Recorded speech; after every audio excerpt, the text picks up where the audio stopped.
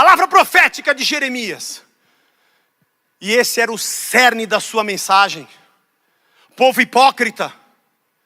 Entrava no templo e dizia: estou salvo, estou no templo. Você está louco? Você comete abominações, não há fruto de justiça contra o órfão, a viúva, o estrangeiro, o necessitado. Vocês derramam sangue, vocês são injustos. E depois entra no templo e fala: estou na casa do Senhor. Por isso que Jeremias foi perseguido.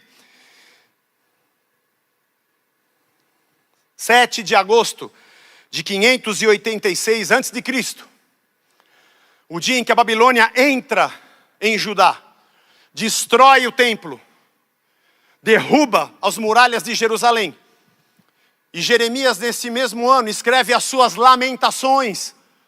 As lamentações porque o povo, os sacerdotes e o rei não ouviram as palavras que vinham de Deus. O texto-chave de Lamentações é o verso 5, 6 e 7, do capítulo 2, do livro de Lamentações. O Senhor se tornou como inimigo, devorando Israel. Devorou os seus palácios, destruiu as suas fortalezas, multiplicou na filha de Judá o pranto e a lamentação. Demoliu com violência o seu tabernáculo como se fosse uma horta. Destruiu o lugar da sua congregação.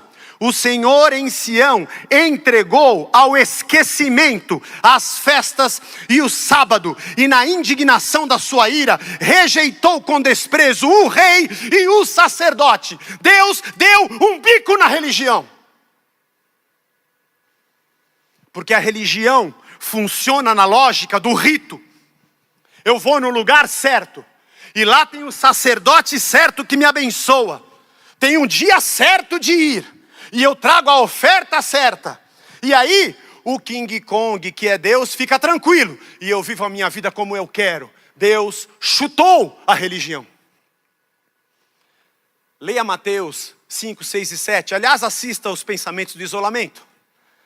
Jesus vem e acaba de arrebentar com a religião judaica. Ouvistes o que foi dito, mas eu agora vos digo.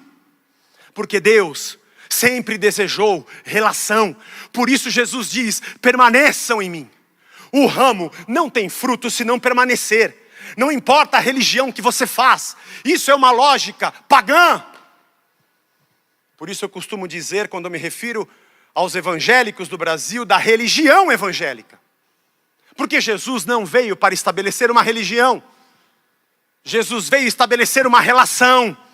E a parábola da videira diz: estejam ligados a mim. Deus não está aqui dentro. E Ele não está só dentro de mim. Ele habita em todos nós e habita em você também. Não tem dia certo. E você não tem que pagar coisa alguma. O que você faz é generosidade. Nos ajuntamos porque entendemos nossa vida de amor e relação. Isso é fruto.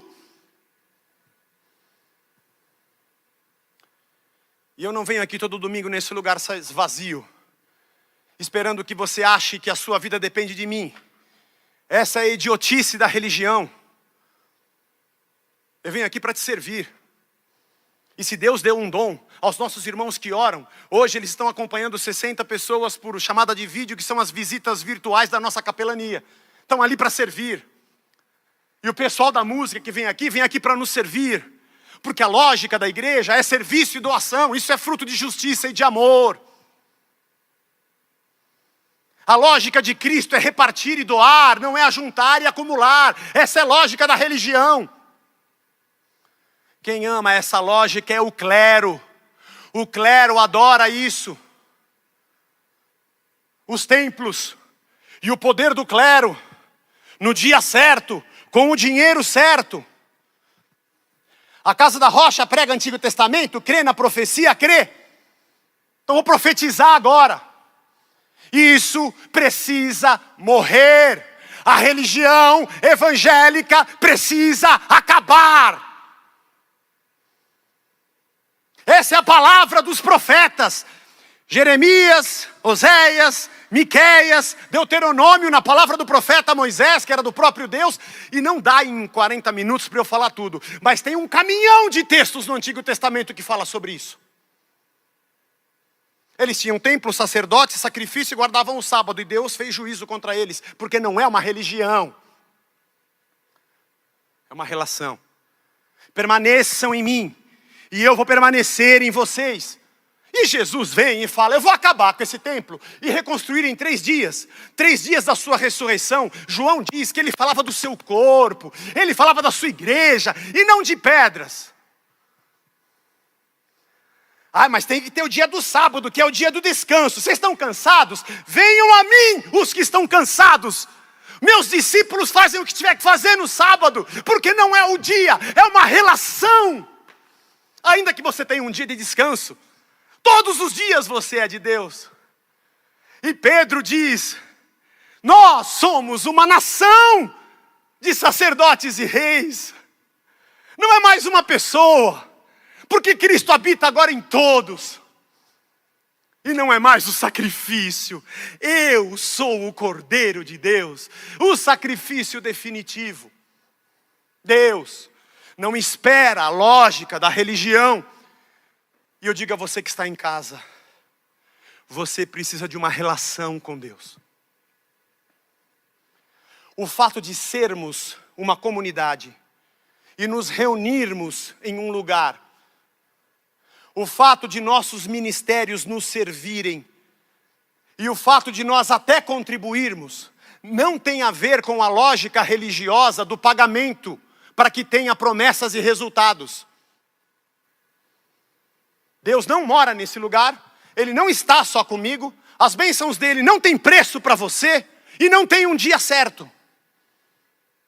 Você precisa desmontar a lógica da religião. E compreender que quando Cristo disse, permaneçam em mim, e eu vou permanecer em vocês, aí vocês vão dar fruto. Eu quero misericórdia e não sacrifícios.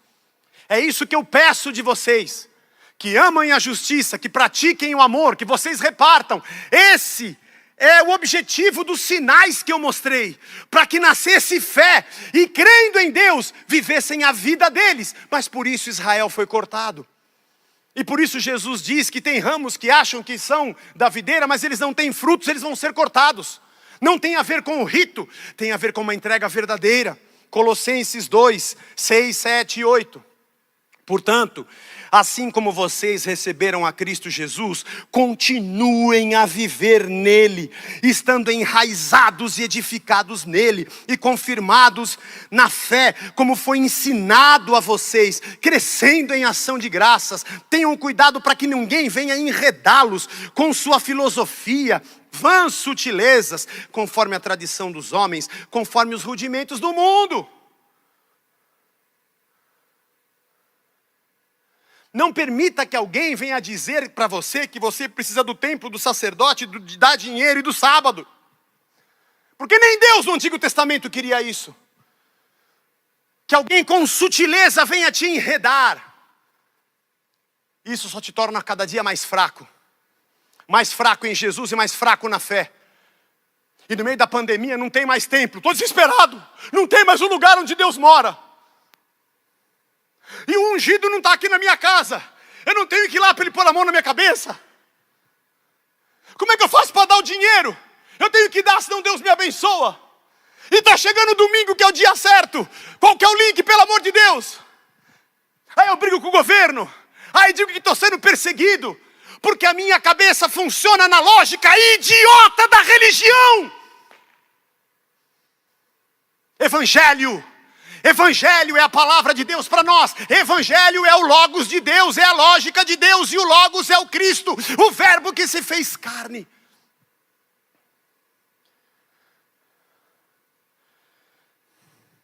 João 2, 27, 28 e 29. Quanto a vocês, a unção que receberam dele permanece em vocês. E não precisam que ninguém os ensine. Mas como a unção dele os ensina a respeito de todas as coisas, e é verdadeira e não falsa, permaneçam nele, como também ela ensinou a vocês. Essas são as únicas duas citações da palavra unção no Novo Testamento. A palavra ungido é a palavra Messias, ou Machia no hebraico. traduzido para o grego, é Christos ou Cristo. Quando Jesus vem, nenhum dos apóstolos dizem, eu sou ungido. Porque dizer isso era dizer, eu sou o Messias. A palavra unção desaparece no Novo Testamento. E quando ela aparece, ele diz assim, vocês que receberam dele, estão ligados a ele, vocês que permanecem nele, recebem a unção dele. E você não precisa de outra, porque o único ungido é quem derrama sobre vocês. Permaneçam nele, permaneçam ligados a ele. Jesus